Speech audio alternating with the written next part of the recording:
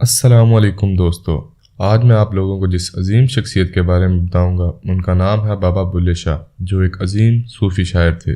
لیکن دوستو، ویڈیو شروع کرنے سے پہلے آپ سب دوستوں سے میری گزارش ہے کہ ہمارے چینل کو سبسکرائب کریں اور ساتھ ہی بیل آئیکن کا بٹن پریس کر دیں۔ بابا بلے شاہ ایک پنجابی صوفی شاعر تھے۔ بابا بلے شاہ کا اصل نام عبداللہ شاہ تھا۔ آپ رحمۃ اللہ علیہ 1680 عیسوی میں مغلیہ سلطنت کے عروج میں اوچ گیلانیہ میں پیدا ہوئے۔ کچھ عرصہ یہاں رہنے کے بعد قصور کے قریب پانڈو میں منتقل ہو گئے۔ ان کے والد صاحب کا نام شاہ محمد درویش تھا، جو مسجد کے امام تھے اور مدرسے میں بچوں کو پڑھاتے تھے۔ بابا بلے شاہ نے والد سے ابتدائی تعلیم حاصل کی، بعد میں قصور جا کر قرآن و حدیث، فقہ اور منطق میں اعلیٰ تعلیم حاصل کی۔ قرآن اور ناظرہ کے علاوہ گلستان بستان بھی پڑھی اور شتاریہ خیالات سے بھی مستفید ہوئے۔ ایک خاص سطح تک حصول علم کے بعد ان پر انکشاف ہوا کہ دنیا بھر کے علم کو حاصل کر کے بھی انسان کا دل مطمئن نہیں ہو سکتا۔ روایت ہے کہ بعض برے حالات کی وجہ سے وہ اوچ گیلانیہ سے نقل مکانی کر کے ملک وال چلے گئے۔ وہاں بھی ان کی درویشی اور صوفیانہ مسلک کی وجہ سے انہیں امام مسجد بنا دیا گیا۔ کچھ لوگوں کا خیال ہے کہ حضرت بلے شاہ کی پیدائش اوچ گیلانیہ میں ہوئی تھی، جبکہ دوسرے یہ اصرار کرتے ہیں کہ حضرت بلے شاہ کی پیدائش پانڈو کے علاقے میں ہوئی تھی۔ یہ بات زیادہ قرینِ قیاس معلوم ہوتی ہے، کیونکہ حضرت بلے شاہ کے مرشد حضرت شاہ عنایت نے ایک کتاب نافع السالکین مرتب کی تھی، جس میں بلے شاہ کے بارے میں قدر تفصیلی نوٹ ہے، جس کے مطابق حضرت بلے شاہ کی پیدائش اوچ گیلانیہ میں ہوئی تھی۔ حضرت عنایت شاہ سے حضرت بلے شاہ کا تعلق بہت قریبی تھا، اس لیے ان کے ورشن کو قبول کرنے میں کوئی طرز نہیں ہونا چاہیے۔ اس قسم کا ابہام حضرت بلے شاہ کی پیدائش کے بارے میں بھی ہے۔ کسی نے تاریخ کا حتمی تعین نہیں کیا۔ خزینہ الصفیہ 1858 میں شائع ہوئی تھی۔ اس کے مصنف مفتی غلام سرور لاہوری نے حضرت بلے شاہ کے حالات کے بیانات میں ان کی تاریخ پیدائش کے بارے میں خاموشی اختیار کی ہے، لیکن 1750 میں ان کا سن وفات بتایا گیا۔ پانڈو کے لاہور سے 28 کلومیٹر دور قصور کی طرف جاتی ہوئی سڑک سے دائیں جانب 4-5 کلومیٹر اندر واقع ایک چھوٹا سا گاؤں ہے، جو آج بھی اتنا ہی پسماندہ ہے جتنا حضرت بابا بلے شاہ کے زمانے میں ہوگا۔ آج بھی لوگ کھیتوں کے بنوں پر بیکار بیٹھے ہوتے ہیں یا نوجوان مویشی چراتے ہیں۔ گاؤں کے وقت سے قدرے ہٹ کر حضرت بابا بلے شاہ کا موروثی گھر ہے، جس کی شکل بدلی ہوئی ہے۔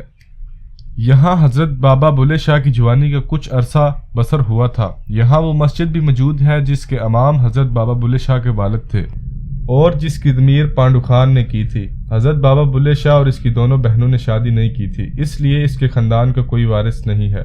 پانڈو کے میں ایک چھوٹا سا عمارتی کمپلیکس ہے۔ قدرے بلند جگہ پر ایک بڑا سا ہال ہے جس کے اندر 3 قبریں ہیں۔ درمیان کی قبر حضرت بابا بلے شاہ کی والدہ کی ہے، جس کا نام فاطمہ بی بی تھا۔ اس کی دائیں اور بائیں اس کی دونوں بہنوں سغرا بی بی اور سکینہ بی بی کی قبریں ہیں۔ حضرت بابا بلے شاہ کی مسجد کی دوسری جانب ایک سبز گنبد ہے، جس کے نیچے بلے شاہ کے والد دفن ہیں۔ اس سے ملحقہ پانڈو خان کی مسجد ہے، جس کے امام حضرت بابا بلے شاہ کے والد تھے۔ حضرت بابا بلے شاہ نے اپنی ابتدائی تعلیم اپنے والد سے حاصل کی تھی، جس کے بعد انہیں مزید تعلیم کے لیے قصور بھیج دیا گیا، جہاں وہ اس علاقے کے مشہور عالم حافظ غلام مرتضیٰ کے شاگرد بن گئے، جن سے حضرت بابا بلے شاہ نے مذہبی تعلیم کے علاوہ عربی، فارسی اور تصوف کی تعلیم بھی حاصل کی۔ حافظ غلام مرتضیٰ سے حضرت بابا بلے شاہ کے علاوہ وارث شاہ نے بھی تعلیم حاصل کی۔ روایت ہے کہ حافظ غلام مرتضیٰ نے ان دونوں کے بارے میں کہا تھا، مجھے 2 شاگرد عجیب ملے ہیں، ان میں ایک بابا بلے شاہ ہیں جنہوں نے تعلیم حاصل کرنے کے بعد سرنگی ہاتھ میں پکڑ لی، اور دوسرا وارث شاہ جو عالم دین بن کر ہیر رانجھے کے گیت گانے لگا۔ حقیقت کی تلاش بابا بلے شاہ کو مرشد کامل عنایت شاہ قادری کے در پر لاہور لے آئی۔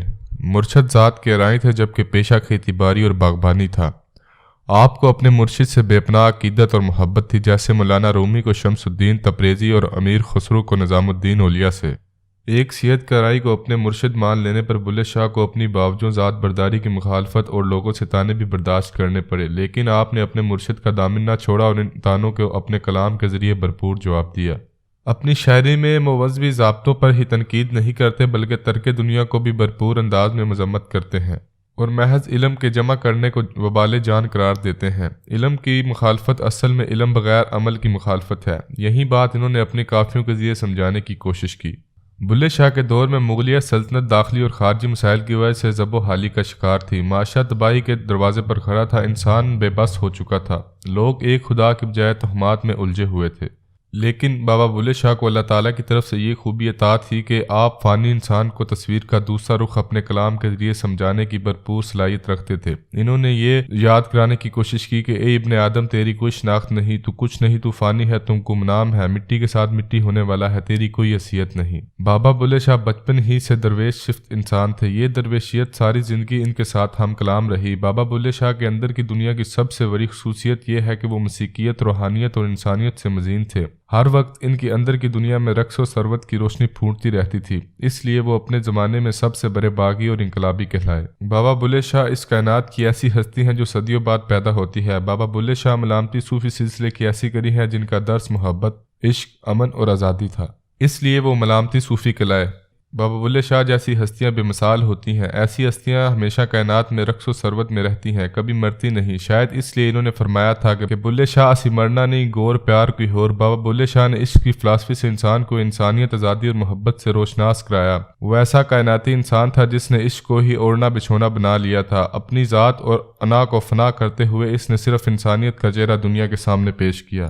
بابا بلے شاہ اورنگزیب عالمگیر کے دور کے چشمدید گواہ تھے، اس لیے مفتی اور ملا ان کے خلاف تھے اور فتوے دے رہے تھے، اسے کافر کہہ رہے تھے۔ ہر طرف افراتفری تھی، مغل سکھوں کو قتل عام کر رہے تھے اور سکھ مغلوں کو مار رہے تھے۔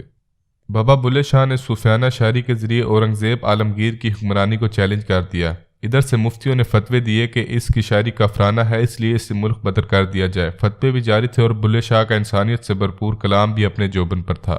اب بابا بلے شاہ قصور کو خیر آباد کہہ کر لاہور آ گئے۔ عوام کو عشق، آزادی، امن، انسانیت اور محبت کا درس دینا شروع کر دیا۔ ریاست کے حکمرانوں اور ٹھیکیداروں کے خلاف آواز بلند کرنا شروع کر دی۔ اب ایک طرف اس دور کے انتہا پسند تھے اور دوسری طرف انسانیت سے مزین تصوف کا راستہ تھا، جس سے حکمران اور انتہا پسند خوف زدہ تھے۔ بابا بلے شاہ نے لاہور کے بعد گوالیار کا رخ کیا۔ وہاں انہوں نے رقص، سنگیت، راگ رنگ کی تربیت حاصل کی۔ اس سے اپنے مرشد کو منایا، جیسے وہ کہتے ہیں، کنجری بنیا میری عزت نہ گٹی، منو نچ کے یار منامند۔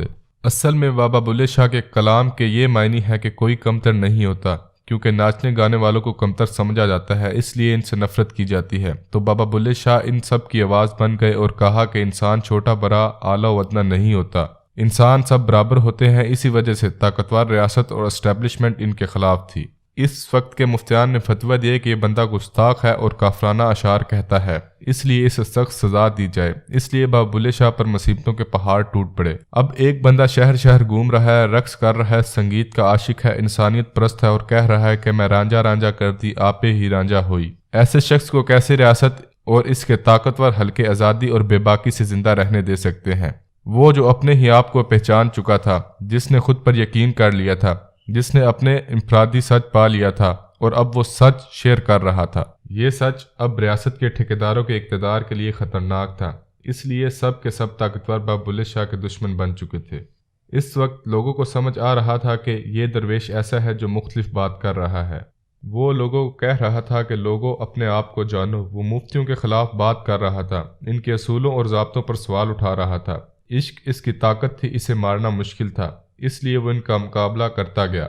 اور اسی طرح بابا بلے شاہ کا انتقال 1757 عیسوی میں قصور میں ہوا اور یہیں دفن ہوئے۔ ان کے مزار پر آج تک عقیدت مند ہر سال ان کی صوفیانہ شاعری گا کر انہیں خراج عقیدت پیش کرتے ہیں۔ دوستو، بابا بلے شاہ کا ایک نمونہ کلام ہے، پڑھ پڑھ کتاباں علم دیاں تو نام رکھ لیا قاضی، ہاتھ وچ پھڑ کے تلوار نام رکھ لیا غازی، مکے مدینے گھوم آیا تے نام رکھ لیا حاجی، او بلیا حاصل کی کیتا یہ تو رب نہ کیتا راضی۔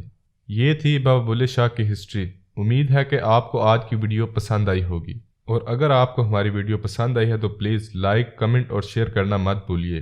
ملتے ہیں نیکسٹ ویڈیو میں، تب تک کے لیے مجھے دیجیے اجازت۔ اللہ حافظ۔